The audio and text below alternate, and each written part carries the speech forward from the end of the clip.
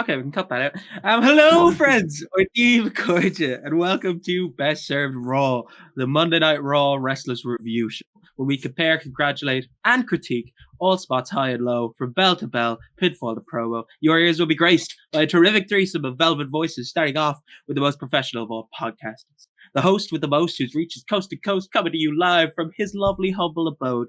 It is yours truly, Jeff Cooney. And then below me, I don't know where he is for you. I'm going to introduce my lovely friend who's had all the sleep in the world, is caffeinated, hydrated, and so excited to talk about this lovely show. He is the man who puts the moron in Maroney, the dirty dog of Drogheda. He is the Nava Knob Nosher, the wanker for Westmeath, the weary Waterford waster, the cranky, crude, competitive confidant, the second best there is, the second best there was, the second best there ever will be, the self-proclaimed, one and only. It's Sean Maroney. And our second co-host, my lovely confidant, your AEW Wednesday Night Dynamite co-host, the pinner of all podcasters, the trainee sensation, the sweep of the nation, the crusher of Kells, the renowned ruler of roll-ups, the mauler for me. He is the jock master, David the Killer Kerwin. Ladies and gentlemen, welcome to our lovely review show. We'll start by asking David how he is, because we've just finished off a Grand Slam review and Sean is walking away from camera. How are you, sir? I am doing well. He's doing his bit. I respect it. Yeah. I'm doing well. I am good. I've already started extensive edits on the Grand Slam review. That should hopefully be done by tonight.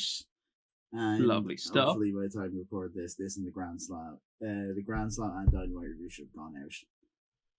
Thank God. Good stuff. A lot of work going on. I will thank Sean, because we had a bit of an argument, because he does not want to be here. Yeah, but he's he not did, the happiest. He did make several thumbnails for us, and we are very glad for you. Thank you, Sean. We love him lots, like Cocoa Pops. Sean, how are you feeling, buddy? How are you doing, my friend? There's a time and a place to do something that will end up on the internet, or you don't know really how long. I'm not in one of those moods. I wish the absolute worst for these men, from everything from male pattern baldness to testicular cancer. Well, that's the first edit we're going to have to do. I hope David Kerwin ends up in a slaughterhouse one day, just so they can put you in a steamer and rinse the bone marrow from your fucking body. I hope Jeff gets crushed in a car when it goes to a recycling factory and has the face of Paul Walker. Oh, well, the last bit there was no need. The first bit I understand. The last bit there was no need. But it's good to have you here, bud. You look ready to rumble. So I normally do a lovely question, but in the interest of going quickly through this, so Sean can go back to hell where he belongs, we'll start just jumping into it. So Monday Night Raw was coming to you live from Charlotte, North Carolina. We're in the Spectrum Center, which is where Maroney lives. So kicked off with a Sami Zayn and Kevin Owens promo. A lovely little package, giving us an up-to-date kind of recap of all their kind of business, how they're angry at each other and they're going to fight for the millionth time. It's going to be lovely stuff. It's going to maybe happen at Elimination Chamber. We don't know, though, but we'll get our answer soon, because who comes out first? It is the underdog from the underground, Samuel Zayn. Sami Zayn comes out. It's a big pop for Sami in Charlotte.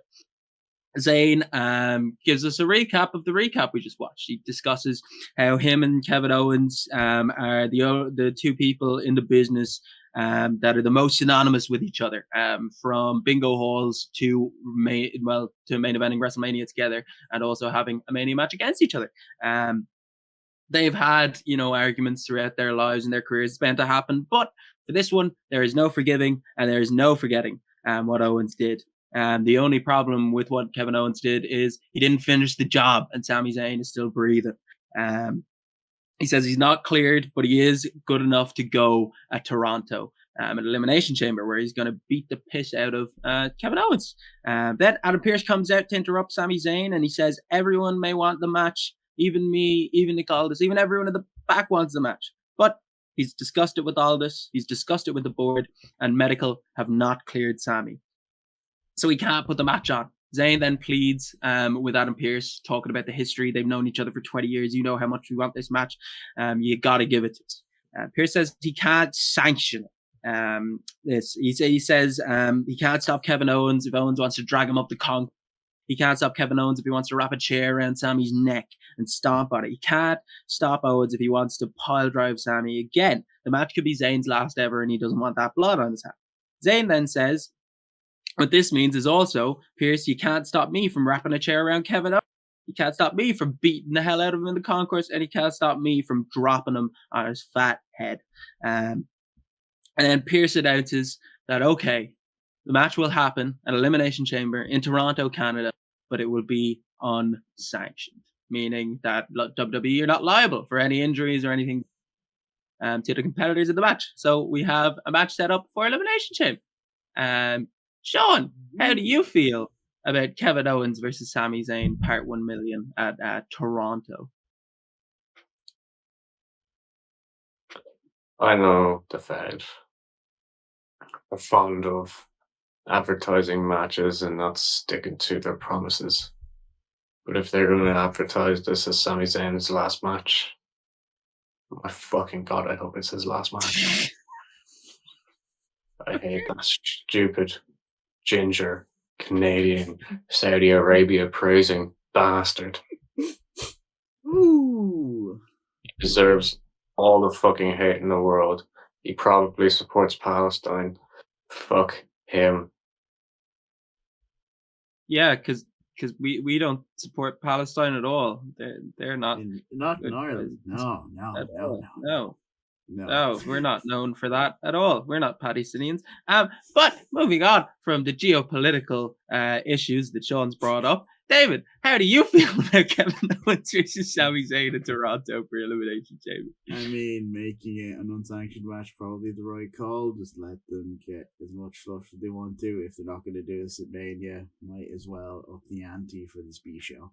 Yeah. Fair enough. I think it might lead on to Mania. I mean, it's good match to chuck on the card. I mean, it's only an unsanctioned match. They could just do a whole gimmick here where Sami Zayn gets abused again, and then build up again to Owens Zayn at Mania, or it could just be a one-off at Chamber. I mean, either way is kind of okay. But if they don't go to Mania, I don't see where either of them fit in. I think it's Randy KO at Mania. Yeah. Brutalize him in front of his fucking wife. Yeah. Triple that ginger. Sean's obviously very excited for the match. I want to see him broken like a child playing with action figures. If he does not come out of this looking like Paul McCartney's ex-fucking wife.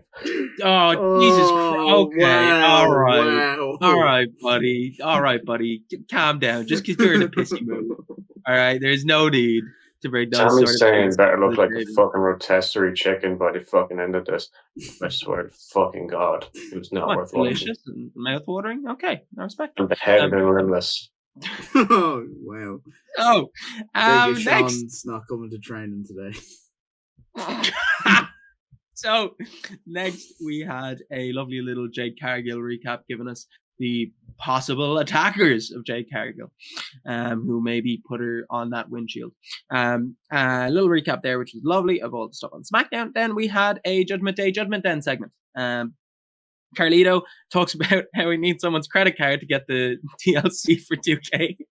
It was $5, but he's not got it rocking around, so I respect it. Scrouger numero uno. Dom then talking to Liv in the other corner of the Judgment Den. He's worried about Liv and Raquel after the footage was released to them on SmackDown, and that Naomi and Bianca want revenge. They're going to come for them. Liv's like, don't worry about them. We're good. She then mentions how impressed she's been with Dom over the last few weeks, everything he's been doing for her and all that stuff since their little rocky road back in the day. Dom says that he wishes Finn would see him that way, not in the sexy way, but in the I'm helping the Judgment Day way. Finn then comes over and he's like, "Oh, I heard my name." And Liv says that they were just talking about how he's going to beat Seth and advance to the chamber.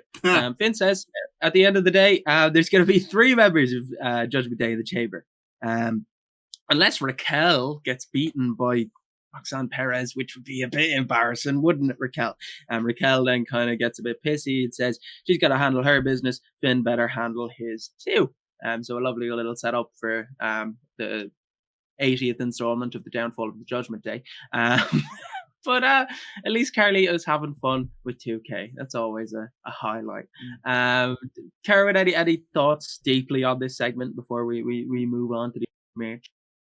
Only that the segment needed more tenders.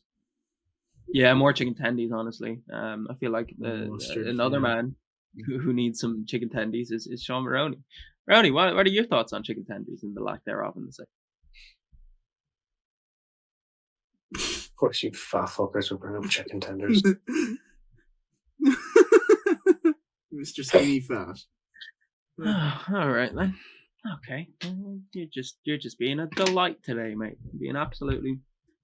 I would like to reiterate: we said you could go to bed early. You didn't have to stay up for our sake. You could have not drank. Stay up. I didn't drink. You look hungover, to be fair. You look incredibly hungover. I'm very tired. You look more hungover than I've ever been in my entire life. That's saying something. I've been fucking very hungover in my life, in my short time on this mortal coil. I've been drank since Thursday.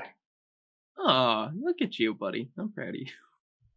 It's nearly a week. But anyway, moving on. We did have a segment of Speed discussing the Bra Breaker Spear from a stream that they put on Raw because, get them clicks, baby. And then we moved on to our opening match of the night. We had Dirty Dom Mysterio taking on the phenomenal AJ Styles in his kind of ring action return. So Styles was on top comfortably at the start of the match, from headlocks to drop kicks to sliding knees and forearms. There's a mention of Styles' history in TNA, all the championships he won there and everything like that. We had then Carlito comes down, he interferes to help Dom get on top, get some offense in for the first time in the match. A couple of amigos from Dom and then a 619 from him as well, but AJ avoids the frog splash. A phenomenal blitz and a low diving forearm by AJ followed up by an Ushi-Goroshi. Pretty nice. Style crotches Carly and drops him off the apron. A roll up by Dom for a 2. Then a pop up into the Styles clash for the win for AJ, which was very, very nice. A clean match is exactly what it needed to be in that regard. Dom's selling his ass off for AJ. AJ's looking pretty good for an old guy who's maybe on his last run. We don't really know. But yeah, David, thoughts on Dom versus AJ before we get to the post-match bollocks? It was, a decent little squash match.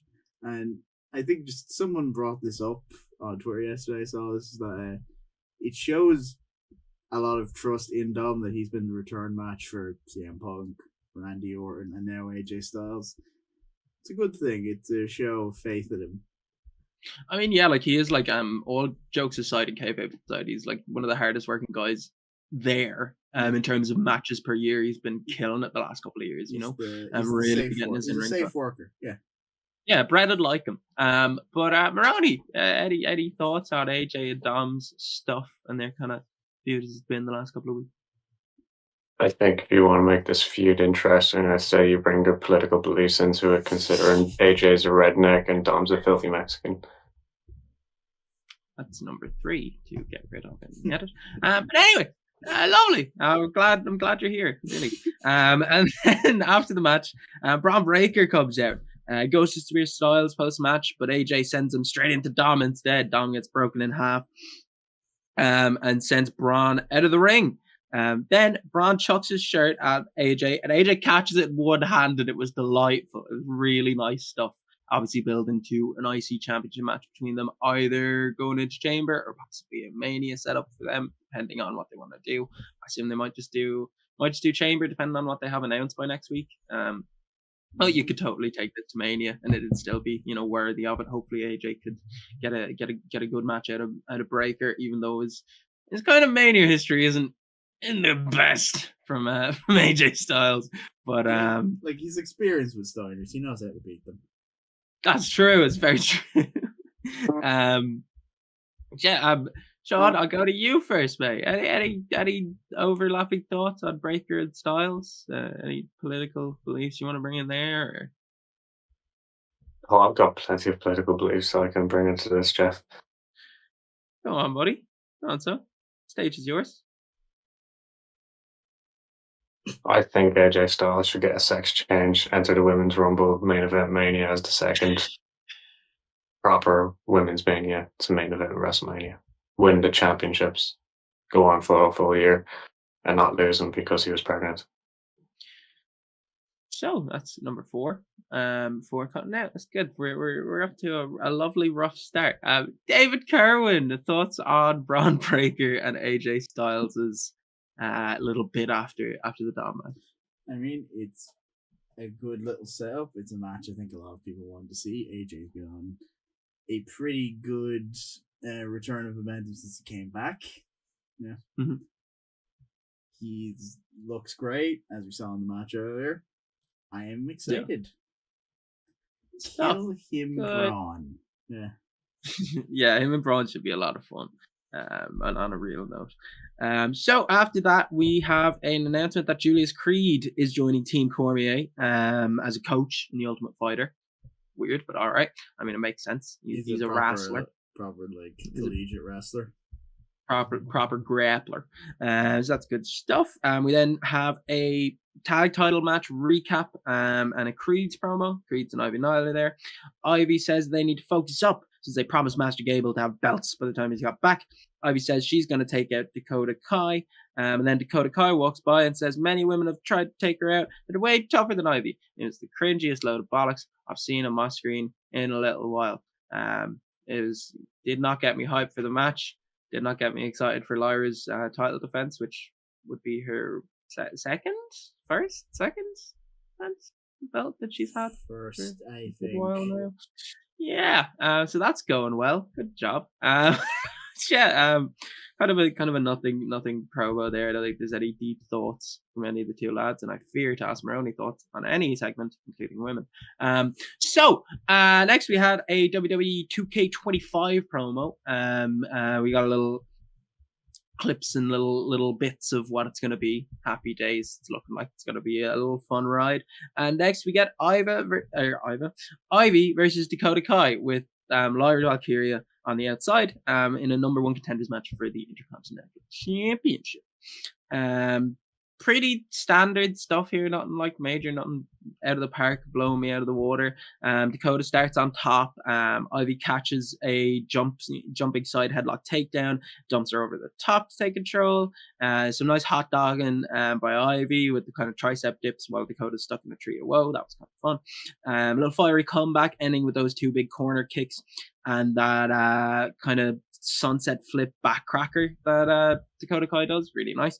There's a nice power bomb off the top rope by Ivy. She locks in an ankle lock with a grapevine on the bad leg of Dakota, but Dakota manages to get out of it.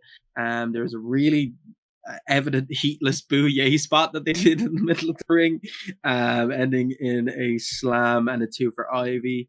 Then scorpion kick from Dakota was caught.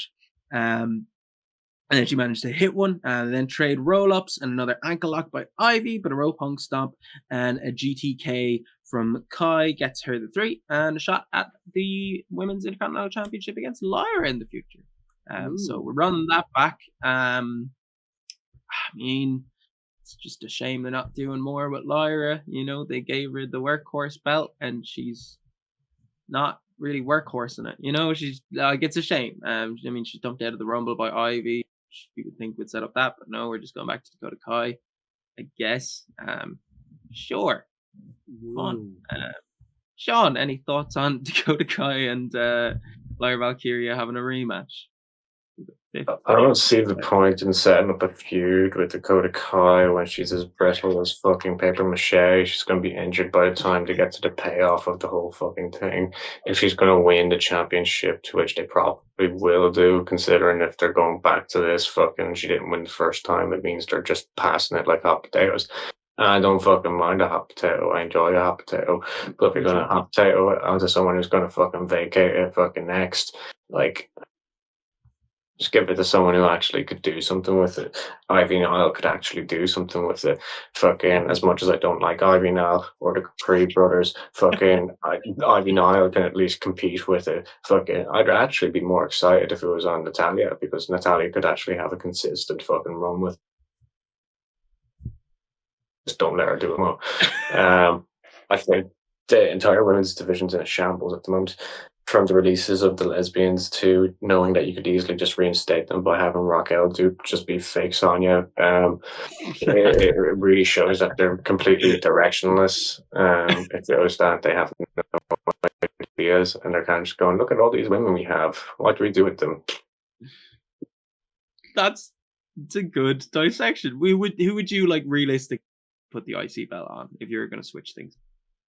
If we're realistically putting the IC belt on anyone, okay, fucking, I'd say you get someone up from NXT who could do it quite well. Like Roxanne seems to be creeping onto the main roster. Fucking, I don't know why you can't have her do it.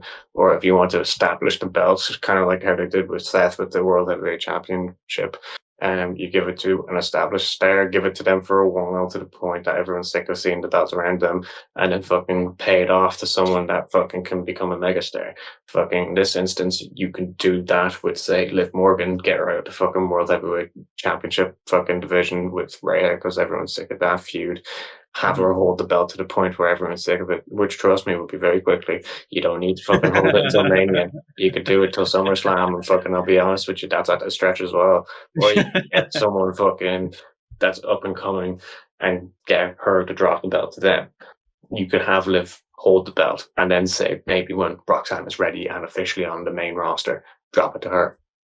Yeah, good stuff. I love the Roxanne Perez idea. I think they're obviously, like, we'll find out later that she is going to be in the Elimination Chamber, but I think that's just kind of an add-on to the Royal Rumble push that she's been getting. Just establish her, then drop her down. It's what you normally do.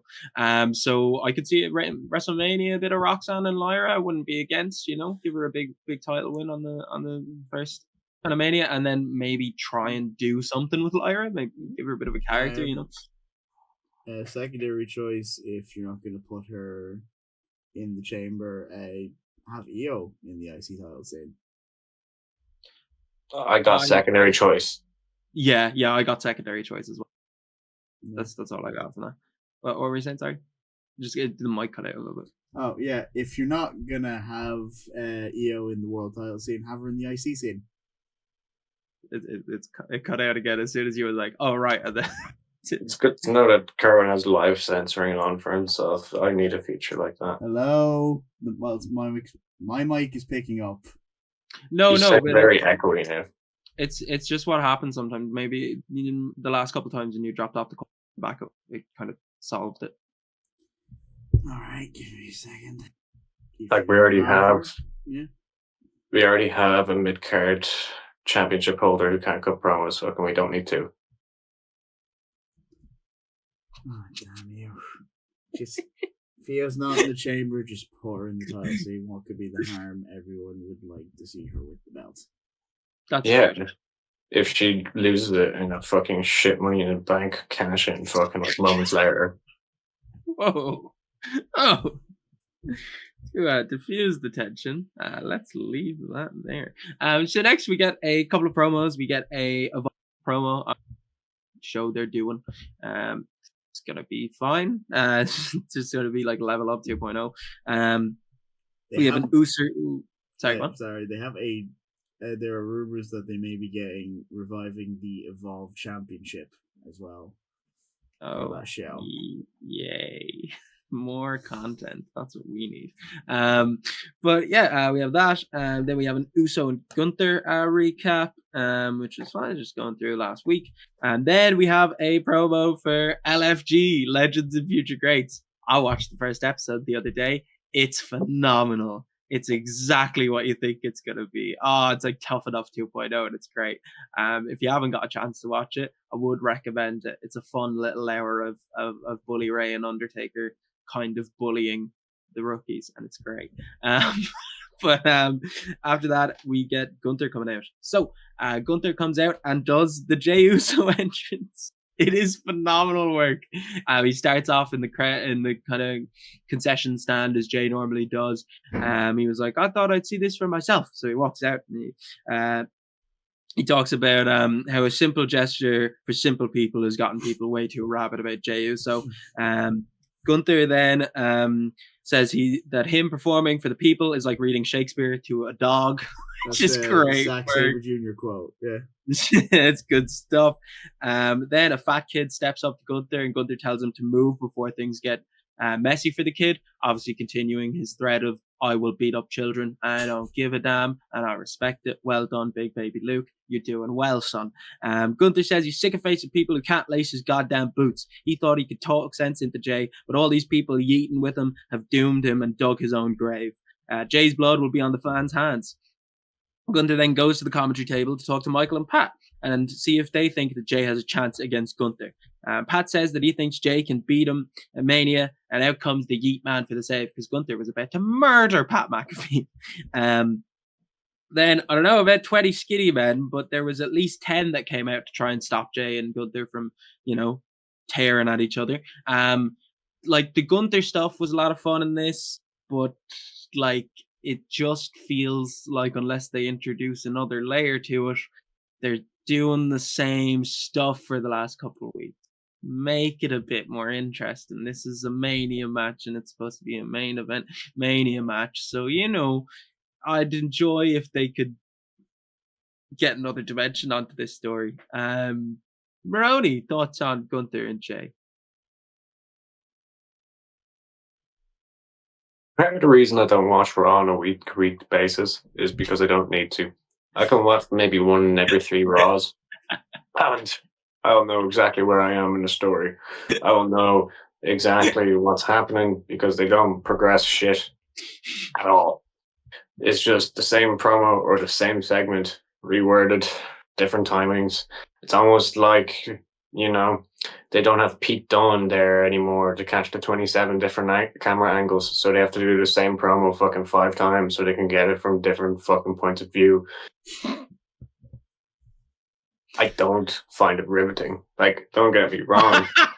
I don't find it riveting is great. I don't. I don't.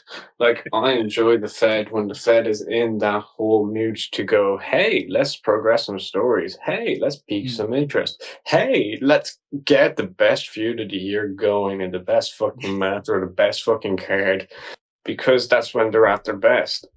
However, Cripps is very fond of this thing called spinning wheels from the top of the roster to the fucking bottom of it. And in instances like this, where nothing's going to happen between now and Mania with this feud unless they introduce a fucking triple threat aspect, or fucking they decide to make a no disqualification, or if they decide to do some, and God forbid I say this, bloodline bollocks, fucking, it's just not interesting. But let's look at the best case scenario. We have Jay and Gunther actually main event WrestleMania. Anyway, obviously it's going to be night 1 because it's not going to be. But fucking, let's say it actually happens. Fucking, you're going to need to send the crowd home on that feel good moment that they always talk about. If you're going to book it like last year and have 6 to 7 people fucking come out and interfere in the match, fucking, you could do so easily from having Pfizer come out, maybe have that be the return spot for Ilyana, fucking have Jimmy fucking Roman, maybe have some Jacob and Solo bollocks fucking just to try and prevent him from stealing the title and have him become the world champion, because that would be one of those things that Jeff would go, oh my god, I cried at it. It was perfect. No, shit." no, no, But no, fucking- no. It would not be that. But in That's the a meantime, completely different story. Come on, man. in the Finish it. meantime, Yeah. in the meantime, Gunther has this innate ability to make promos that make me fall asleep, which is so upsetting considering he used to be one of the top prospects of the Fed when he was in the mid-card division, and to Jay being a one-dimensional character to which is over as fuck, but is stuttery as shit when he gets on the mic. Fucking wrestlers don't cry, you big bitch. Fucking cop on. I mean, with a tear in my eye, I'm sorry, I love you. You know, end of an era. They do cry a bit. Cody Oh. Rhodes. Oh, I'm Cries a sorry. lot. He cries a lot, mate. He cries every time someone talks about their father. Yeah, Come on. and Cody's a big bitch too. I cannot wait for Mania to come and go just so that fucking stupid bastard doesn't hold on to it anymore. You know what? I can't wait for people to go to Homelander Cody and be like, your dad's dead, and him ripping to fucking, you know, the other's family history, like fucking Bob Orton being the worst heel fucking of all time when they eventually get to that feud, or Ted DiBiase's fucking, you know, trips to jail and back. Fucking, but here we are. There's so much more interesting stuff that they can Yeah. cut into, but fucking instead it's, oh, I don't believe in Jey Uso. Just call his dad fat or something. Fucking, it would actually be so much Honestly. more entertaining. I mean, it'd be entertaining just for the tweets that we'd see from Rikishi after that promo. Like, it would be good. Yeah. Like, you get hot. I Bring do up respect. Vinci, do it. I Fucking do. no balls. I do. Get Tiffany Stratton out fucking as one of the ring girls for the match. Do it. I do respect that you went to the prime Papa H of, well, the match is looking boring. Let's sprinkle 70 wrestlers in there for pops. I do respect that. It's good Yeah. stuff. You I were think Trips has forgot what a lumberjack match is. That's good. Does realize you can just book one. Yeah. But here we are. Yeah. Yeah. Karen, have you got anything to add on to that? No, I think Sean summed up my thoughts on the main event scene on this program very succinctly. You are on rare form today, my friend. You should Good stuff. come appear tired more often. You're more lucid.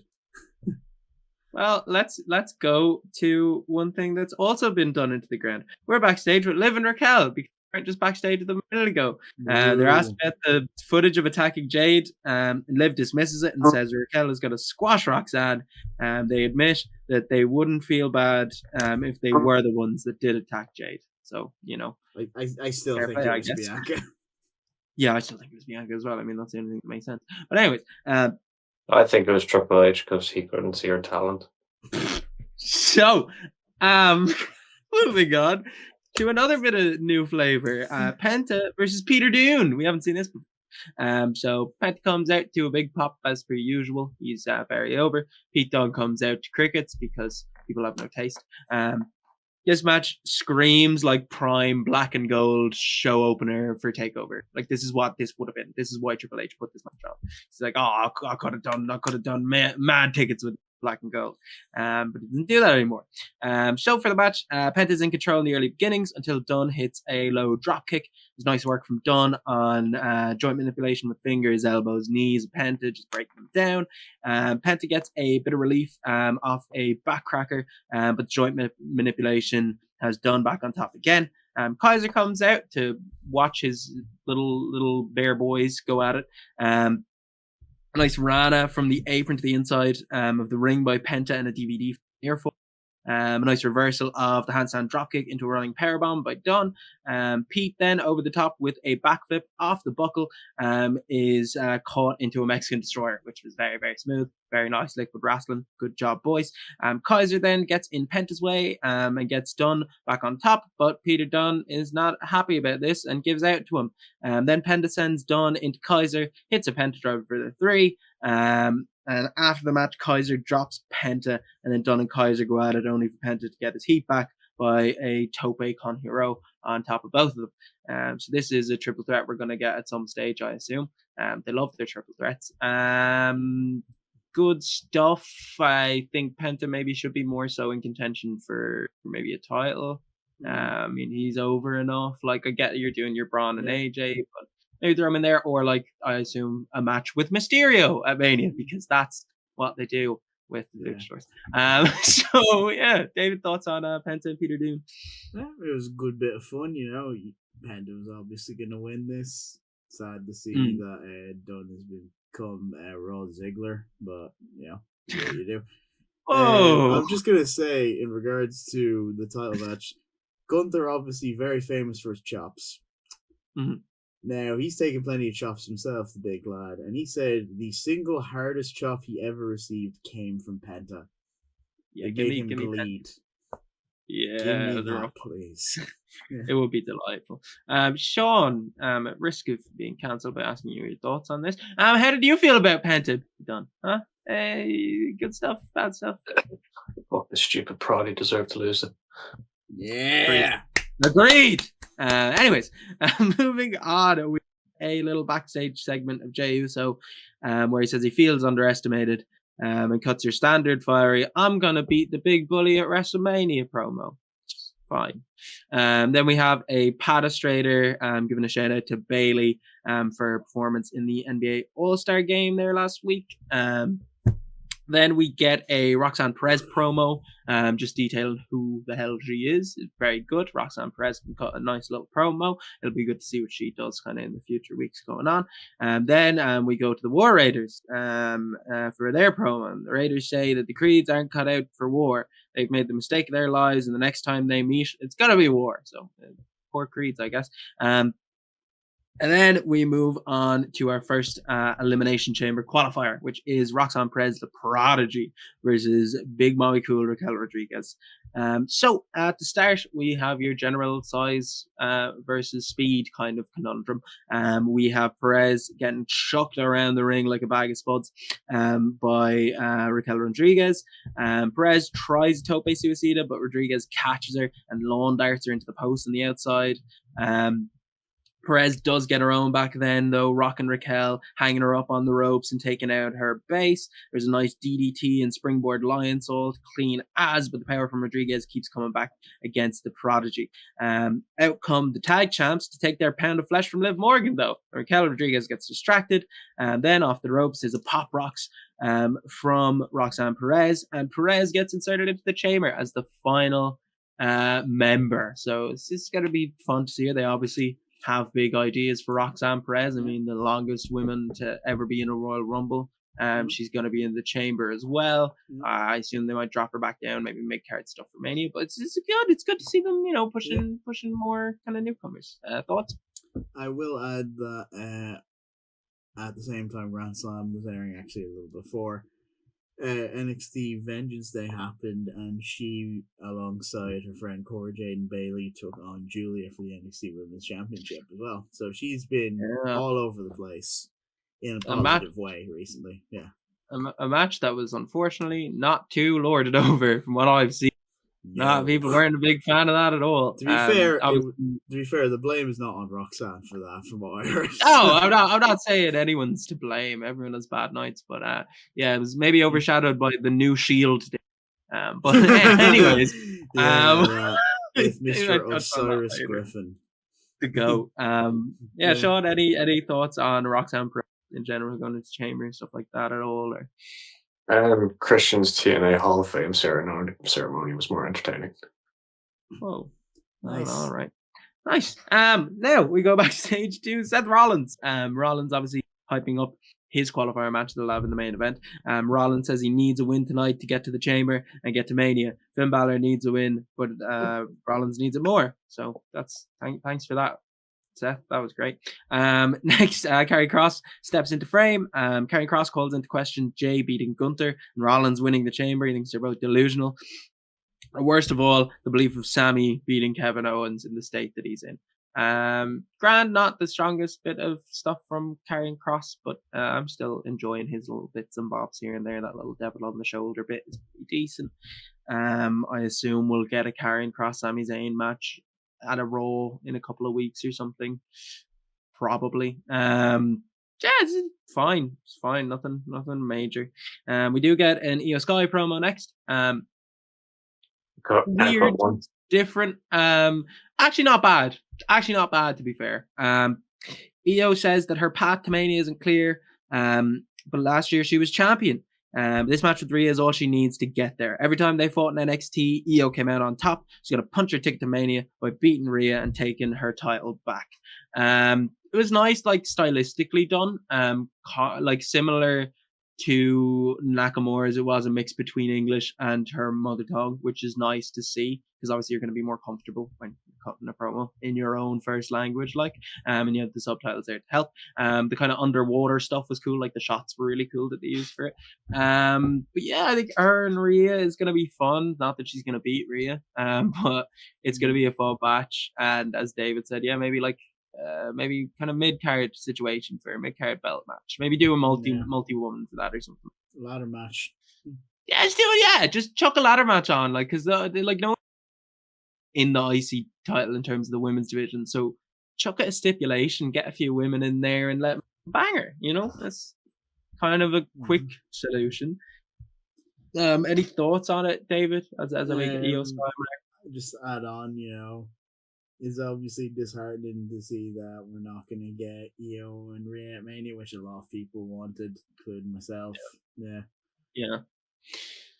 Same. Maroney, any wider thoughts at all that you haven't covered in any base previously? Release her. Okay. So next we had a New Day segment. New Day come out, and it's the continued letdown of one of the best angles. So the New Day come out. Woods yells at the crowd and says they won't respect it. They will respect Ray and suck the life out of every new luchador in the business, basically calling him Chris Jericho, which is very offensive, you bastard. Kofi then puts Ray down, saying he's been here longer than Ray. Has had more title reigns than Ray. Kofi never left, though, unlike Mysterio. He tucked his tail between his legs and went off to other promotions. Kofi says everyone should be thankful that it wasn't worse for Ray. Wood says that they should be happy they didn't give him the old Yeller treatment, which was a bit much. But continuous boos to the New Day. Everyone should thank God for the New Day, according to Woods. Then the LWO come out. Dragon Lee says what they did was unforgivable and says New Day sucks Espanol, and they beat down the New Day. Yay. Yeah. This has been phenomenally bad. Yeah. Oh my God. Just on the topic of the LWO, I watched a recent YouTube video uploaded by the WWE. And this is fairly soon after the video had been uploaded to the channel. There's about 65 comments, and half of them is just some random artist talking about the LWO, 30 individual comments. Oh. I don't get that. They're so boring. How do they have shooters? I don't get it. Some people like them, I'm sure. LDF are the interesting ones. Are they? They're marginally more interesting. Yeah. Yeah, marginally being the operative word in that. Well, Dragon Lee got TV time. That's cool. That he showed why he shouldn't be giving it again. But John, how do you feel about the day as a look since the whole obviously Big E angle that they did that was really good, and then the subsequent terrible stuff?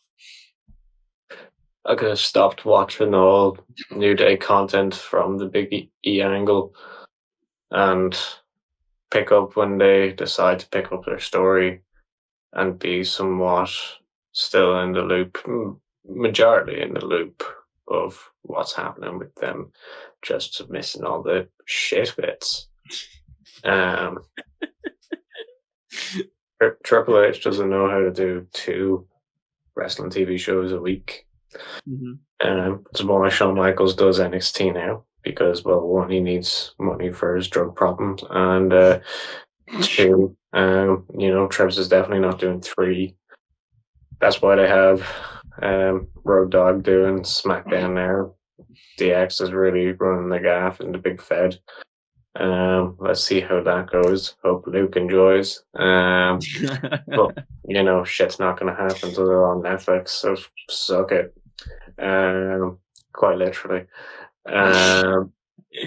In the meantime,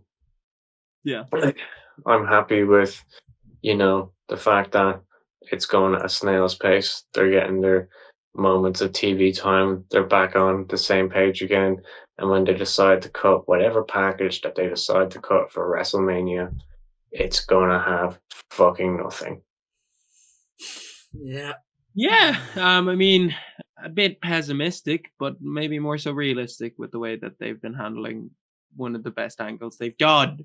I want to reiterate how much we all loved that angle, and it was brilliant. And they've done nothing, and it's really upsetting. But hopefully, at some stage, they can get back.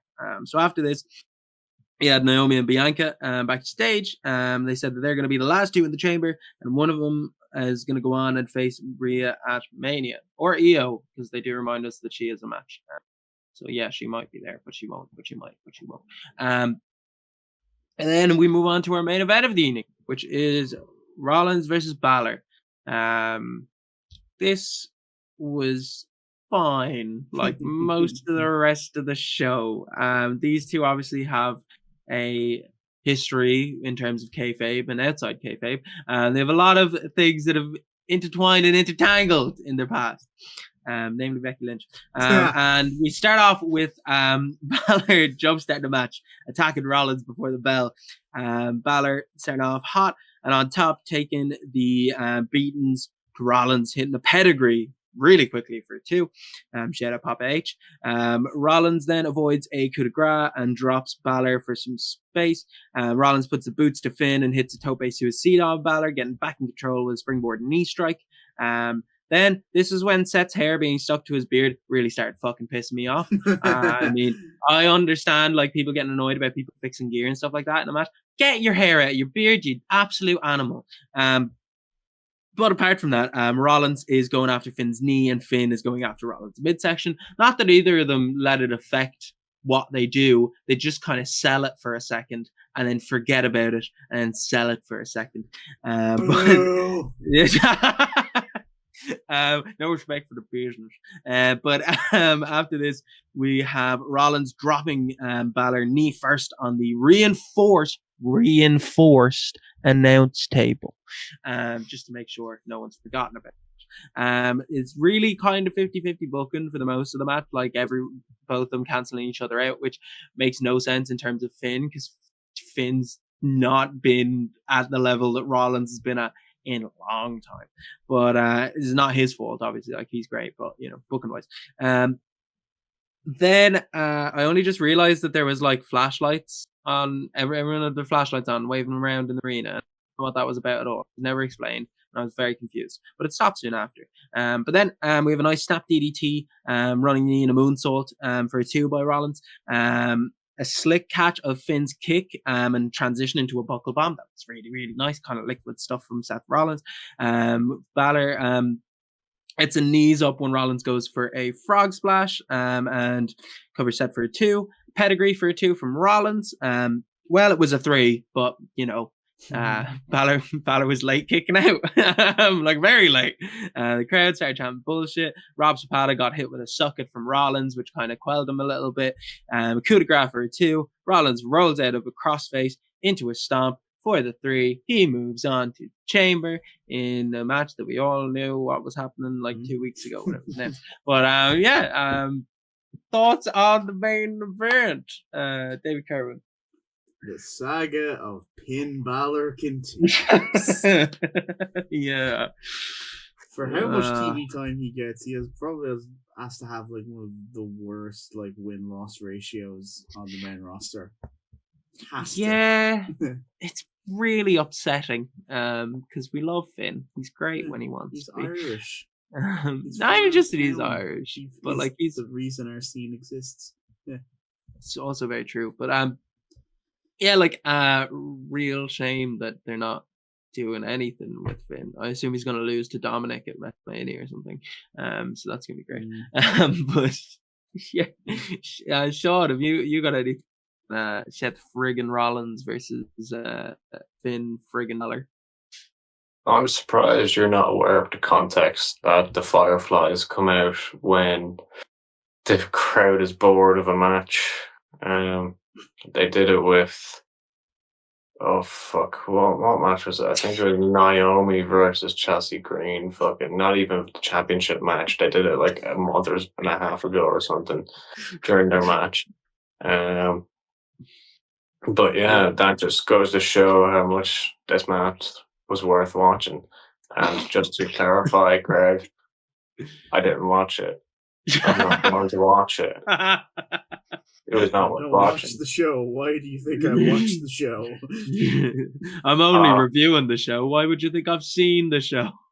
I'm here shackled to my fucking bed and forced to entertain the masses because these two fat fucks can't decide to think of a funny joke to say that they don't know if it's inappropriate or not to fucking put it on the internet.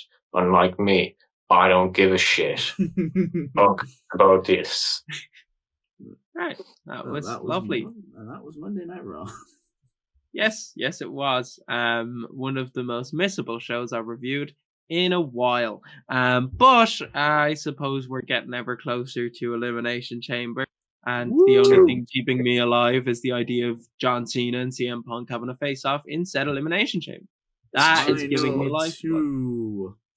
Surely. Give me a little face-off. It's 2 weeks away. Yep. Yeah, next weekend. Yeah, we're good. We got one more Raw. We got 2 more SmackDowns. Be good. It'll be fun. I'm sure they'll think of something exciting. But anyways, that was, as we said, Monday Night Raw. Ladies and gentlemen, thank you for popping in. Specifically, Sean Maroney, who is the most I don't want to be here man I've ever seen in my entire life. Thank you, sir. Thank you for the bird. So if you're restless like yourselves for more wrestling content, please follow us on all socials. They're posted in the description below. We will have original content coming out at some point. These will be video essays on different wrestlers. This will be biopics on them as well. We will have top 10 lists. We will also have, hopefully soon enough, our lovely quiz show. Roni, since you've been miserable all day, would you like to tell the people about our lovely new quiz show that we're going to put out? Oh, I'm not even. It's your show. Okay, he's crying. It's my show. Right. Okay, he has no energy left. Oh, if you want to watch something that's actually fun to fucking watch, we still have to see the fucking out of it. Something that's fun to fucking make. And we have a quiz show that will be uploaded before the first episode will be uploaded before. I don't want to give a time frame because Kerwin doesn't like those. We're going to hope before the Elimination Chamber. And we're going to do an episode monthly thereon after about different wrestling topics to which I'm going to quiz my friends with. We've done the first 2 episodes now. They'll be hopefully in time. We're going to be recording our 3rd one next week. It's getting bigger, better. In the meantime, please stop watching these podcasts. I don't want to do them. Please stop giving these men a reason to record them. I want to do fun content. I don't want to fucking watch Raw every single fucking week. I want to watch Raw when Raw is actually interesting. Please. Put an end to my misery. Okay. And if you would like to donate to the Sean Maroney Fund, get out of reviewing podcasts, please follow us on all socials. Boost our content. Tell us what you like. Hopefully you like more Armenia because we really bloody enjoyed it, and that was all Sean Maroney's his lovely mind of torture devices that he sprung on us, and we love him for it. So, before I send the people home, have we got any last minute thoughts? I'll go to Barodi first because I normally go to him last and regret it. So, Sean, last minute thoughts for everyone. I can have more fun with a cock cage than I can with Raw. Nice. David, Kerwin, any less explicit thoughts for the people? Just enjoy the wrestling you love because wrestling should be fun. Bye-bye. See you later. Launch you lads. Take care to our buggy, all Irish bollocks. See you later. Chuck Garler. Yes, Chuck Garlow.